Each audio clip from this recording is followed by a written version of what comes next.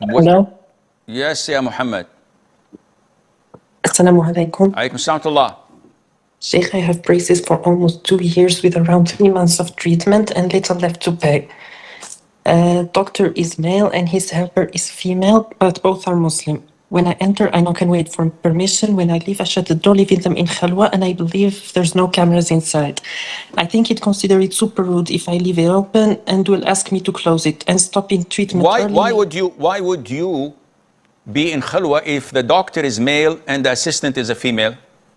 No, when I leave, I close the door, leaving them alone. That's their business, not yours.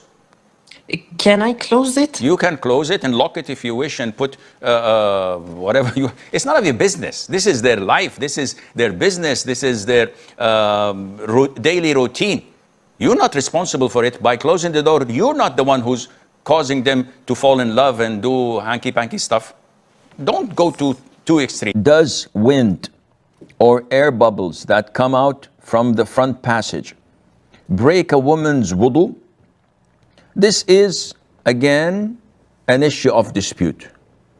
The Shafi'i school of thought and the Hanbali school of thought say that this invalidates wudu. And they consider this as passing wind.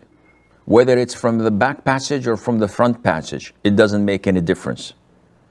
While the Hanafi school and the Maliki school of thought say that this does not break the wudu because it does not come from the usual passage.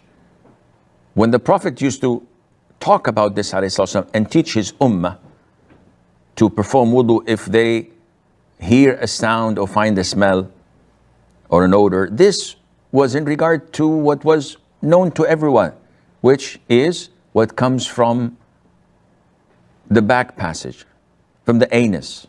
This is passing wind that breaks the wudu. But what comes from the front passage of a woman, this is an issue of dispute, and the most authentic opinion is that it does not invalidate the wudu, it does not affect a woman's purity